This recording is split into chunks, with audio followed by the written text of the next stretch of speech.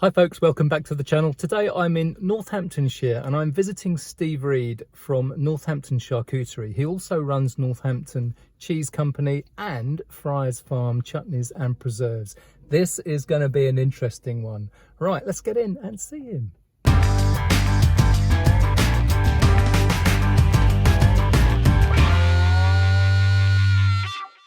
So Steve runs Fry's Farm and they make chutneys and preserves. He's been doing that for about 10 years, but lately he's got into making charcuterie and he's done very well at that too.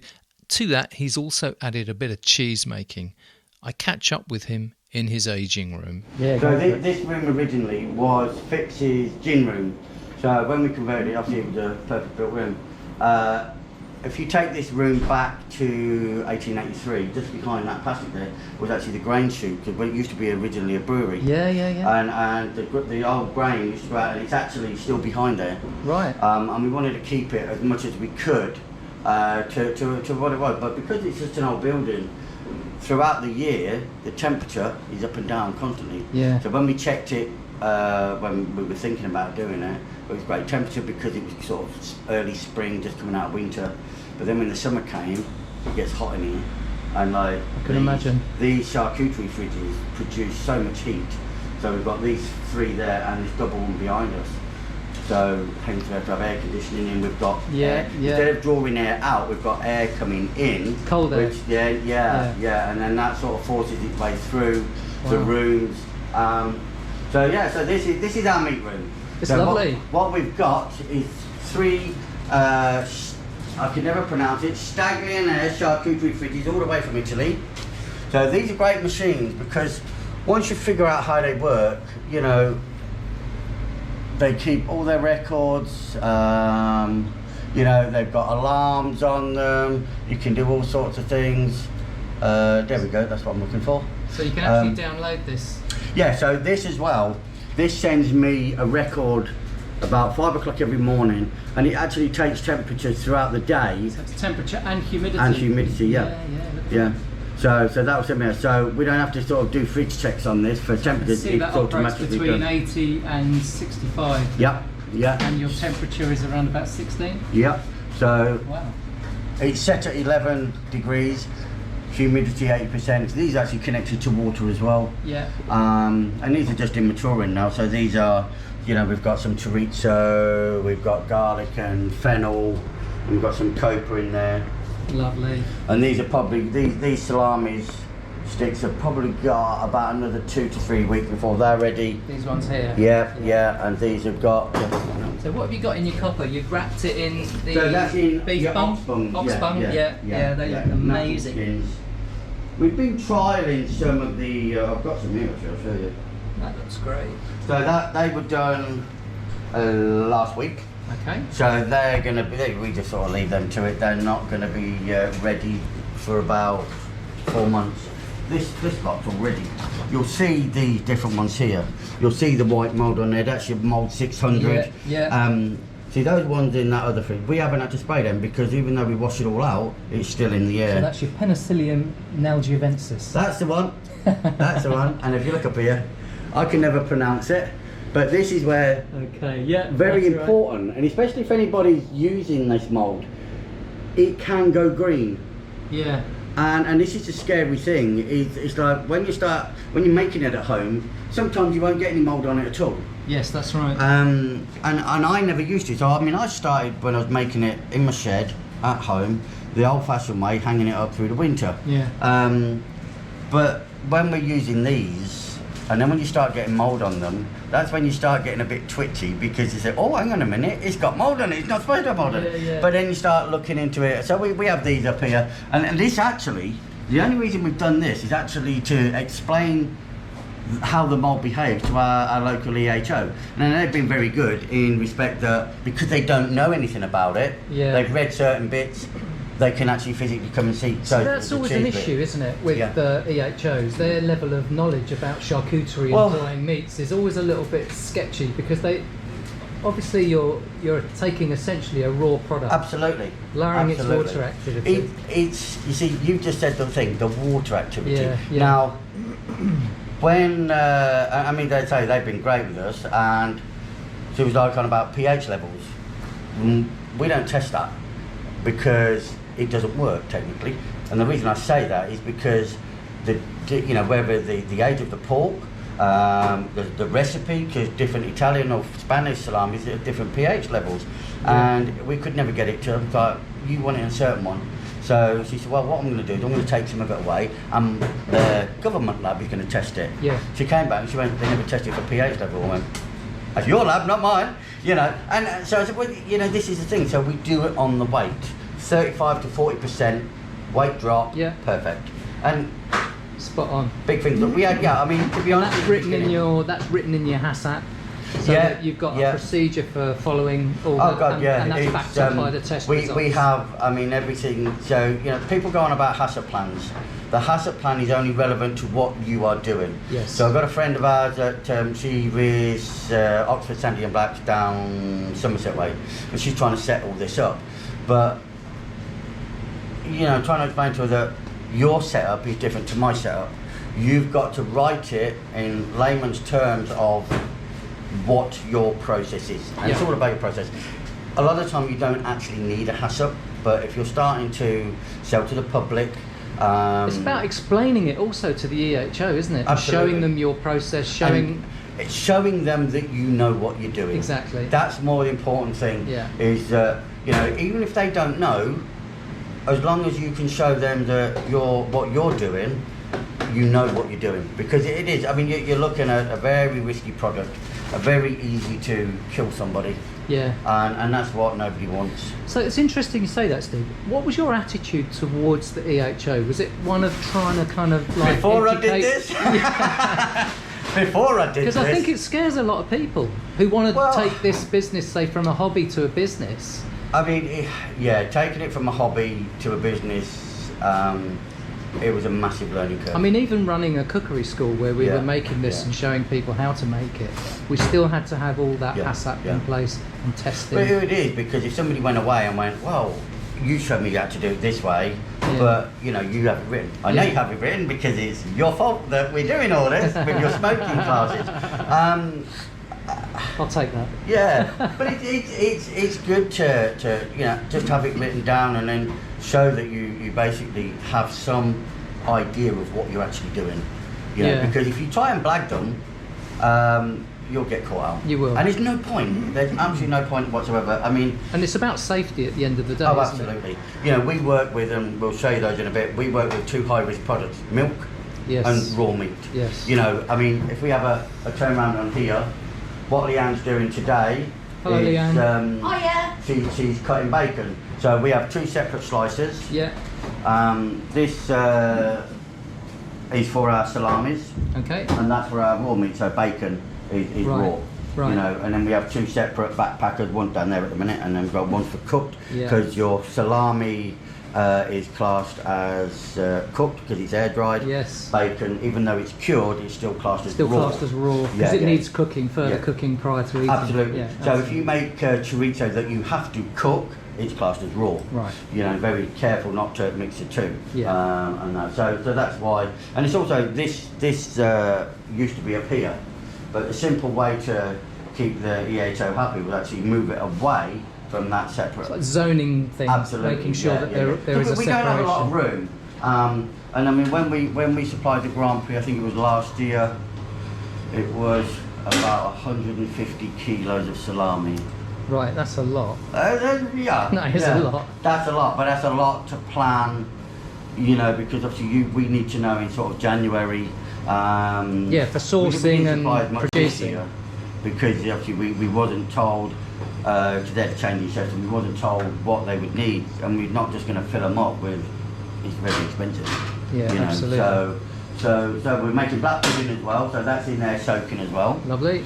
So I will promote a site that we get, and you'll know them, Westenfelder. Yeah, I know Westenfelder. We get all our salt from there for the salamis. Their salami mix, because it's pre-mixed. It's this one here. Very, very simple, very easy to use. You can't go wrong.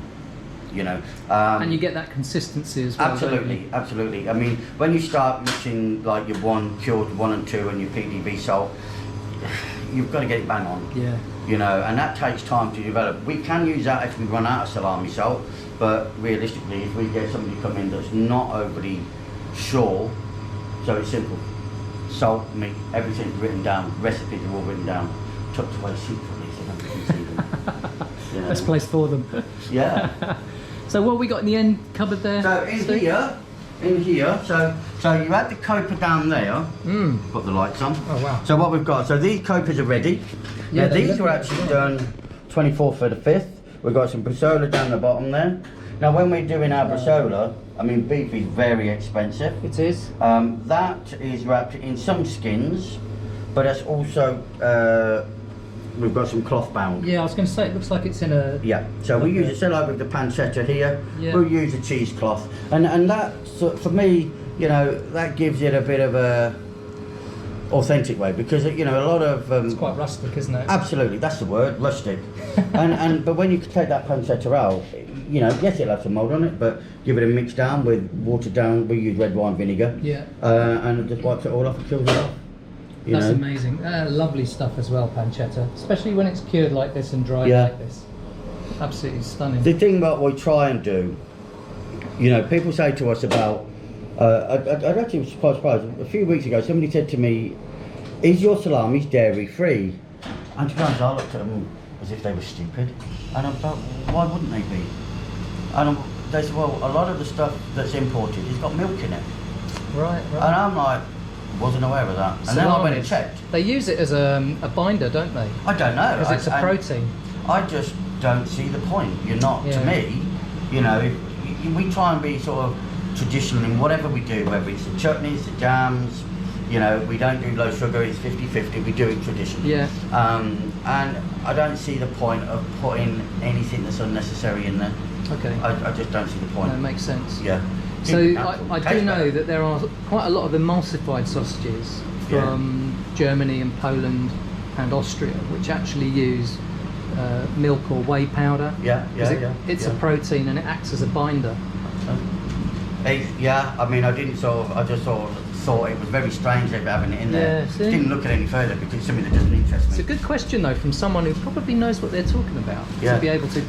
I was like, and then when you actually do, you know, when you look at a lot of the mass-produced products, any of them, it's quite horrifying what's in a lot of them. Yeah, that's we right. saw some cheese. It didn't even have milk in it. It was potato starch. Really? And it was, you know, and if anybody's looking to set up a business, the one thing that's very important as well, we've talked about EHO, but trading standards. Yes. Now the issue with a lot of trading standards, you could go into your supermarket, pick up a packet of a product, salami or whatever. They don't have to put all the ingredients down, which seemed a bit wrong to me, but we have to. Allergens, very important. Yes. Obviously, Sarah's Law, I think it was. Yes, that's right, yeah. And there is two different rules for artisan producers and your bigger commercials. How they get away with it, I don't know, but you know. There's also different rules about where it's sold as well. Yeah. So if you're selling direct to the public, you don't have, there's not such stringent labelling requirements, but if you're giving your product to a shop, wholesale, wholesale, everything has to be a lot more stringent. We do it as a course with all the products. You know, there's a 35 mile radius that you can sell it, but if you're selling direct to somebody, you can sell it wherever you like within the UK, right? As long as it's direct to them. But wholesale is different, so labelling's different. But you know, anybody who's starting up, don't sort of run before you can walk. You know, when we started using these, we didn't really know much about them, and we lost a lot of product because we weren't sure, we were setting them wrong. Now, you know, 2 years down the line, you've got it to the sweet spot. Absolutely, absolutely, yeah. It looks amazing, I've got to say. These skins here, I'll show you these. So most of the time we use the middles. I can open the door. Yeah, sure. So these are just some that we're trialing, and these are artificial skins. Yeah, they don't shrink the same. They fill up the same, but then the meat shrinks. But they're not too bad. So there's a detachment from the actual casing to the meat. I think if you can Just see it there. That's interesting. And they're a bit of a different. I mean, they should probably come out. These. What we do is when we stuff them, we always get a bit of product left in the stuffer. Yeah. So we just mix it all up and use it for trial and stuff, so we don't waste. So these ones look natural casings. They're all natural. Yeah. And they're beef middles. Yep. Yeah. Nice. So you get different sizes, and I think these are about 50 mil, 50, 60, something like that. Yeah. Very nice. You can get a bigger size, but to be honest, we found that these work for us. You know, we have very little problems with them, so we stick to that. You know, same with the Enduya. We've got Enduya in the fridge. I'll grab one out. Very nice. Because we put the Enduya in there for a little while. That bacon looks amazing, by the way. There we go. See? Oh, look at that. Calabrian red pepper. Yeah. And that's our own. Pork fat and a bit of a lot of fat. A lot of fat. and the thing is, your traditional, the Spanish is soprasata in it. Yes. It's very, very spicy. Yes. Very spicy. And we don't make it that hot because I bought some from a farm shop. Couldn't eat it too hot. Too fierce. Yeah, it's, and a lot of people want to be able to taste the flavour. Anything we do is all about the flavour. Yeah. What we've got here is smoked back bacon. Yeah, streaky that one. Oh, that looks amazing. And smoked. It smells pretty good too. Smoked in applewood. Very nice. Applewood. So we use applewood for quite English traditional, that isn't it? I think so. Yeah.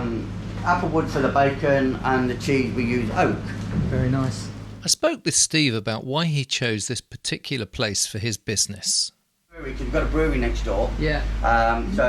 So this used to store their grain and their pallets of bottles.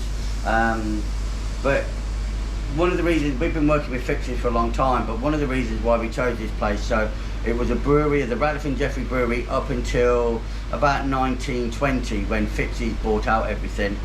They closed the Ratcliffe and Jeffrey Brewery and moved over to where Coldberg is now.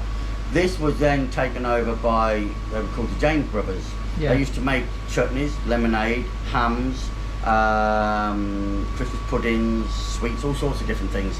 And downstairs it's actually got tunnels. So it's still got some tunnels there where they used to hang all the hams to keep them cool, because the humidity and the moisture and the temperature there was perfect for that. We've actually built a box that's down there now. We haven't put any cheese in it yet because we haven't got any spare to put in it yet. So we're going to mature some cheese down in the tunnels. Amazing. Just to see what it does. You know, they used to smoke their meats literally just the other side of that wall. So you're literally carrying on a tradition. Yeah. And then it's obviously the breweries come back, Fixie's breweries come back next door. Yeah. So it's sort of come full circle. The rest of the building we've got artists, YouTubers, music studios, all sorts of things. So there's a mass of different people around here. Fantastic. You know. That's absolutely amazing. It's really nice to see that it's gone through that whole journey and it's actually coming back to you, doing your preserves and your when they emptied the tunnel, the guys that own it, they were finding all these sort of broken small wooden barrels like that. And when we was talking about it, and I said, well, what were they? And he said they were actually jam vats. They used to store jam in wooden vats like they used to be. Amazing. So it's a shame we couldn't sort of get any of them, because there was all these little bottles, and they were for storing lemonade. But lemonade used to come in a powder form.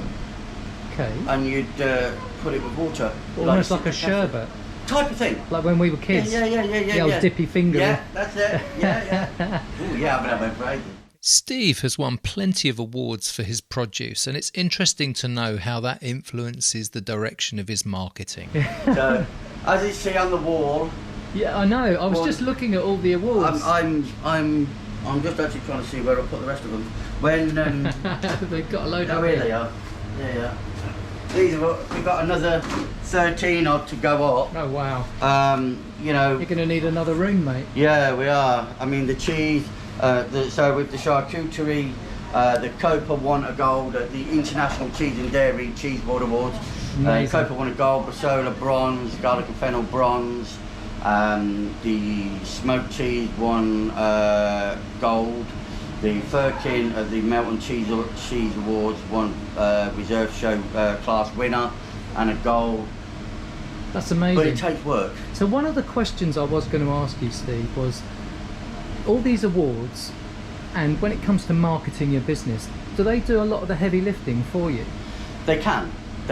And, you know, the one thing with awards is, when we first started, mainly because the Friars Farm been going, the chutneys, for about 10 years, this for 2. You know, when we started entering awards, and when we wasn't getting anywhere with them, it was very demoralising, and you're thinking, well, you know, this is one of the best-selling products. We sell a lot of these products, like the chili jam that I was doing this morning. We sell bucket loads of it, absolutely thousands of jars of it. And, you know, great taste awards, things like that, we just get nowhere. And when you see the feedback, you're like, not sure they're actually trying the same product. But the thing is, you just keep trying. Yeah. You know, it does take time. You know, feedback that you get, read it, take it on board. But, you know, say like our blueberry jam, you know, it never won a great taste award, but the feedback was good. But for me, we don't need to change that. Yeah. If you know your product is good, don't change it. We create products for other people. Yeah, I was going to say, would you agree? Would you agree that friends and family feedback is probably the worst feedback you can get? Absolutely. I was asked. I mean, it's never impartial, is it? No. I was asked a few years ago to speak to a chap because he wanted to bring out. I think it was like an Indian tea, and I said, well, where is it? Well, I haven't brought it with me. I said, well, how can I give you feedback on something you haven't got? Well, you might steal my recipe. And I'm like, well, 1, we don't do anything to do with tea. I said, 2, you know, you're not going to get very far if, you know, you don't get an unbiased opinion. Well, my family thinks it's great. I said, well, their biggest liar's out, you know, and I am very blunt and to the point, you know, because your family will always tell you it tastes great even if it's awful. Yeah. But, you know, we've had some products, I mean, I do WI talks, and they come up with some fantastic products, and I'm thinking, can I have the recipe? You know, but there's some stuff out there that is German Jerusalem. Oh, absolutely. Yeah. And they're great, you know. Get an unbiased opinion other than your family, because they're just trying to be nice to you. Yes. And that is the hardest thing, when you then put it out there and wonder why it doesn't sell, or you know, why people are not liking it. And, you know, we're always quite happy to try things for people. We do that. I mean, we make for Me Blueberries. They grow their own blueberries over at Andleway. We make for them. They gave us the recipes for a blueberry and lavender jam, that sounds beetroot, interesting. blueberry and chili chutney. Making it in a pan to upscaling it. It needs tweaking. It takes, you know, changing it slightly. They got a great taste start. Amazing. You know, things that are my recipe, so we create stuff for other people that they sell under their branding. Okay, so that's interesting. Jaycee's, you know, the Northampton Charcuterie sauce, the ketchup. So you've almost become like a production facility. I forget what they call it. Is it a coal packer or something? I'm not sure. There's a different word for it in America than there is over here. But yeah, sometimes it's you've got to do that because obviously we have a lot more cost here. Yeah. You know, that was the eye opener, wasn't it, Ray? I spoke with Steve about growing the business and the impact that some of the things like staff costs can have. Obviously, you've grown this company from the ground up. Yeah. And in doing so, obviously your cost base has increased as you've sort of moved into new premises and expanded the business and taken on new products and stuff. How's that played out for you, certainly when it comes to employing people? Yeah, I mean, employing people was the hardest thing. Employing full-time, I would never do again. Right. The cost involved in employing, and especially if you're a small business, the cost of employing somebody full-time as a very small business can actually be crippling. So we have, you have compulsory pension now? Oh God, yeah. And so for full-time employees, for those that are listening or watching who don't know, in the UK you've got national insurance contributions, employer national insurance contributions, tax, and also statutory pension as well. Absolutely, unless with the pension they opt out. Yes, but they have to do that. It's, you know, you've got that with employing people, with the electric. Oh, and holiday pay as well. Oh, and maternity pay. Oh, and sick pay. We've got somebody that's pregnant and due soon. Yeah. They're like, oh my God, you know, and And especially the sick pay as well. Yeah. You know, when people start going on the sick, it makes me think back now for companies that I used to work for. Yes. You think, oh yeah, well, every company, they can lose that pay. But actually, it does make you stop It and has think. a big impact on the business. Yeah, absolutely. Certainly when you're a small business and you're growing. Yeah.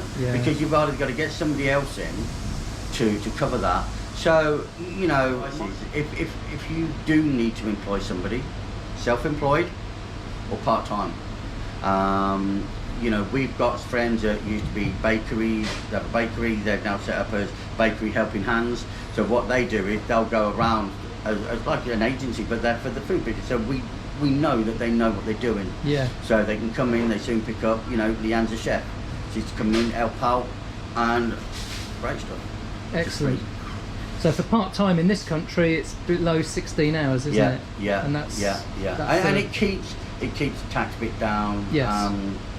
And you know, we pay tax on everything. We do. You know, I mean, with the power for here, we're tied with the electric with the brewery. Well, that was a question I was going to ask you, because we've had, in the last 6 months, it's been absolutely crazy in the UK, and I'm sure it's been affected by other It is. companies. Bear with me a sec. Right. DHL for that parcel there, please. Bring it out. Boys, always go here. So Take yes. it out to him. Yeah. So with the cost of living crisis that we've had, energy costs have gone through the roof. How's that affected you? It hasn't. The simple fact is we're lucky that we're tied with the brewery. They tied a deal till 2025. Oh, that's amazing. If they hadn't have done, you wouldn't be here now. I'd have shut this down. In a heartbeat. I'd have shut this down 18 months ago. Amazing. The thing is, so as an example, this is all electric. We have no gas, so my electric bill is about £350 a month. It goes up when we have all the aircon on. Yeah. But then the thing that's a killer, climate levy charge, that's £200. Oh, is that because of your CO2 impact? Well, it's some nonsense that I think the government brought out.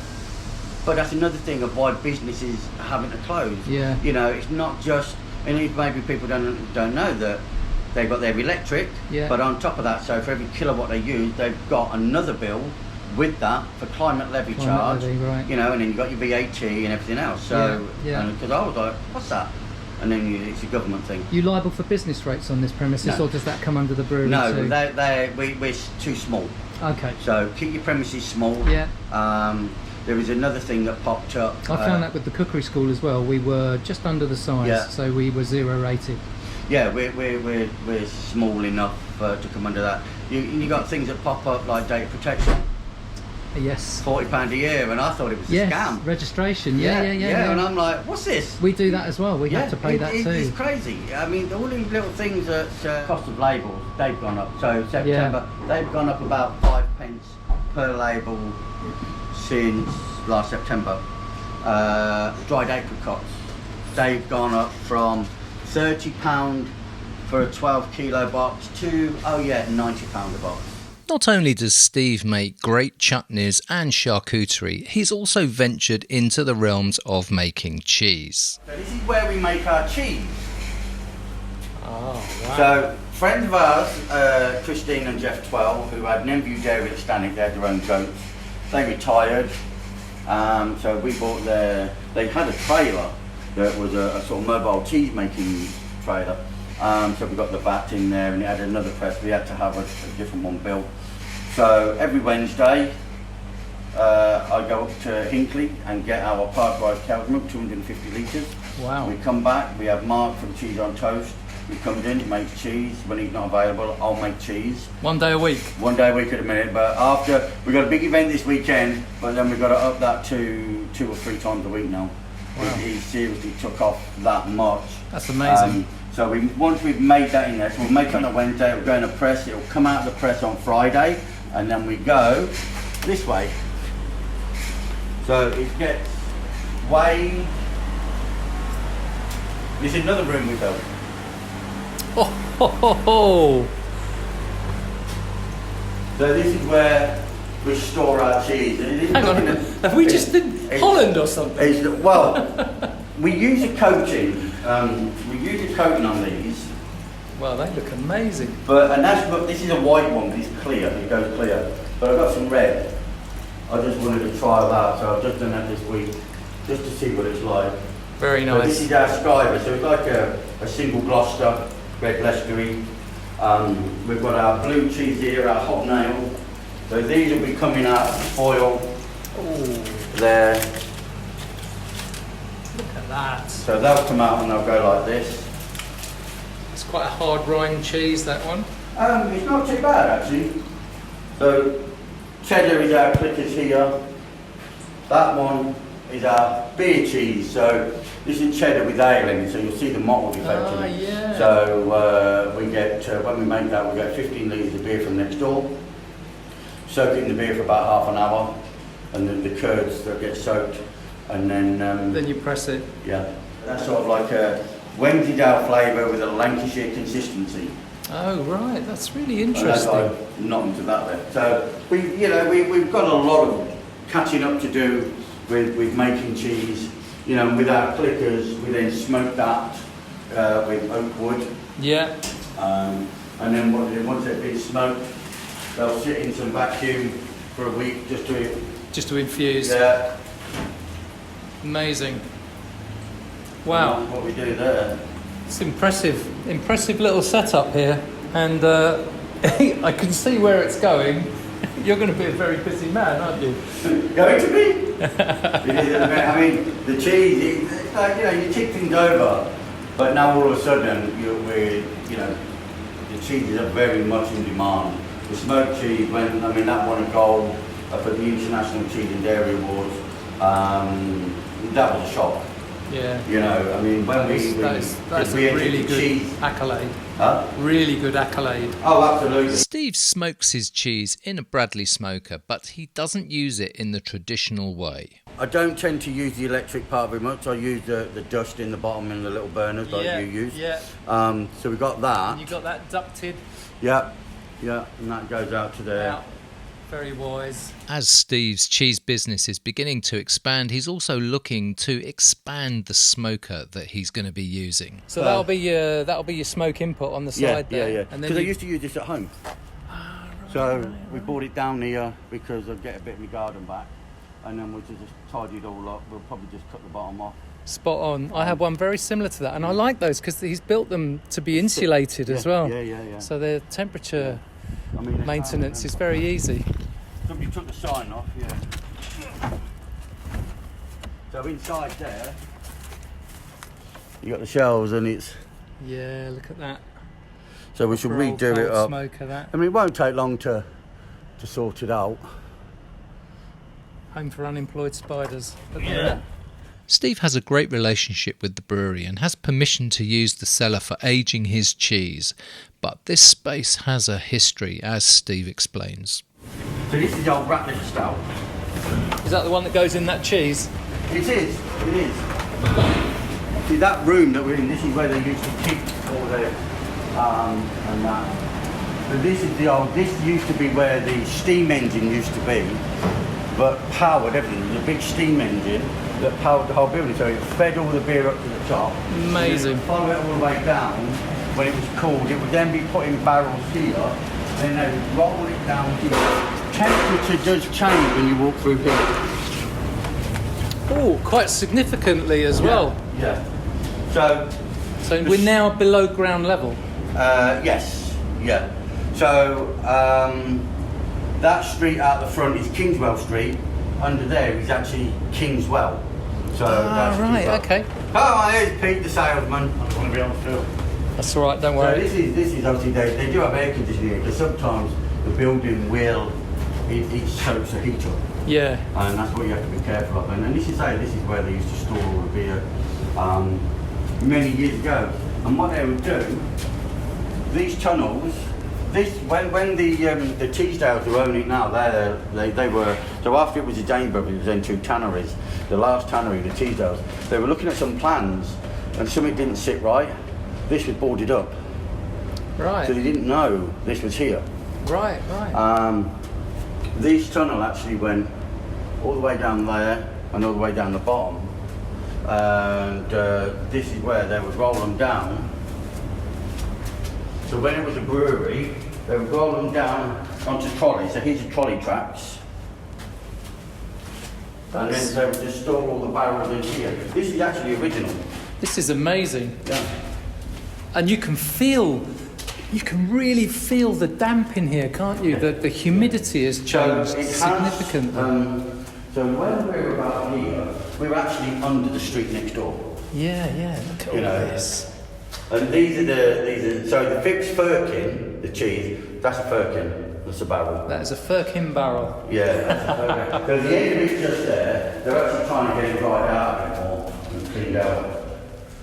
So, and it's probably about 6 foot between under here and the King Billy pub next door under their garden. Yeah. So we're actually under the road here now. Next door, yeah. Wow, that's remarkable. Yeah. That is. And because it's natural moisture. Yeah. You know, we will still collect water because of the well. It's the level of the well, and obviously the natural ground. So there's a pump there that keeps the water. So is this going to be your cheese aging room? Well, this little box here is. Here we So go. hopefully it'll keep. So we're just down here to see if anything gets in it. You know, because there is obviously the fruit flies. And that's like a fine mesh. A very fine mesh. Yeah. So that lets airflow through it. Yeah, and nothing else. Nothing else. And what you'll see here, there, and on this line, you'll probably see it more here, there, here. This is where they used to hang the hams and stuff. Ah, right. I see. Yeah. Yeah, these are the So original when it places. was the Jane brothers, they used to then hang the meats and that in here. Isn't that remarkable? Yeah. I mean, unfortunately, we can't do that nowadays. No. Just health and safety. Mind you, Culatello, you know, that is literally aged in a cave for about 18 months, maybe longer.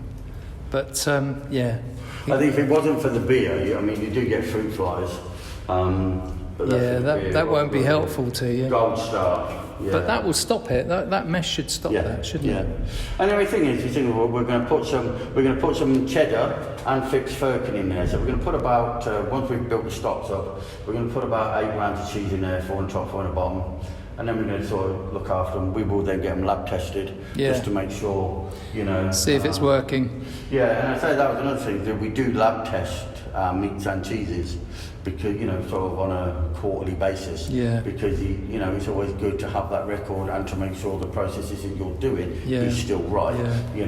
Because you could just keep doing it and make sure you're consistent with everything. Amazing. What a place. Yeah. You've got an amazing place here, Steve. I've got to say. It's work. I'd love to say thank you very much for showing me around, but it almost seems inadequate. Well, no, I mean, when I think back now, always made jam and chutney as a hobby. I came to your smoking school. Yeah. We learned cold smoking with all the paperwork I've still got. Yeah. And then I did a cheese making course, and it was all for a bit of fun. Yeah. But then it sort of progressed from there, and I have no life. You turned a hobby into an obsession. Well, it is, yeah. I mean, to be honest, it can. And, if you want to keep it as a hobby, keep it as a hobby. Yeah. Because you can start then getting over-productive where you're making stuff and if you make a good product, people are like, oh yeah, I'll have some, and you think, I'm making more, and you're making more, and then you're like, well, actually I could turn it into a business. Yeah. That crossover is the hardest bit. I mean, my background is trucks and transport management, 30 odd years. 2019 I made that decision because the Friars Farm Chutneys and Preserves were doing a lot of hospitality, catering tubs, things like that, to stop driving and concentrate on the business full time. You come in then to March 2020, COVID hit, and I'm panicking. Yeah, absolutely. And then there was just trying to do different things to make it work. COVID then online did us a favour, and then create a couple of new products which then helped do this. Obviously the JZ Northampton sauce which we created, and but take it steady if you're gonna do it, and do it right, learn the processes. Absolutely. That's fantastic. Steve, thank you very much for You're showing me welcome. around. Really appreciate it. I'm sure loads of people will find this invaluable information. The thing is, if you find somebody that will offer that support and help, ask the questions. You know, we get lots of questions. Yeah. You know, and for us, we help a lot of younger people to help the future generation. I think that's the key as well, Yeah. isn't it? You can Yeah. never know everything, and every day is a school day. We absolutely do. We learn just every day. You know, and I think keep absorbing it in. Yeah, brilliant. Don't Steve. spend all your money. Yeah, exactly. Thank you very much, You're welcome. Steve. Take care. Well, what can I say? What a fantastic visit. And Steve gave me a few little samples to take home and try, which I can tell you now were absolutely stunning. So he gave us some of his copper to take home, and we also had a little bit of that garlic and fennel salami, which was stunning, absolutely stunning. And not to mention the hobnails and the firkin cheese as That's not swearing, by the way. That's an actual thing. Firkin. All right. So I don't want to be demonetized on the strength of that. Thank you very much for asking. But yeah, what a fantastic visit. Thanks to Steve, Rachel and the whole team at Northampton. They've done a stunning job putting that business together, and they're just smashing it. They're winning award after award after award, and I believe that subsequent to this visit, Steve's copper has actually won an award at the World Charcuterie Awards, which I think is testament to his determination and professionalism. Anyway, excellent video. I hope you liked it. Give it a big thumbs up if you did, and I'll catch you on the next video. Take care, guys. Bye now.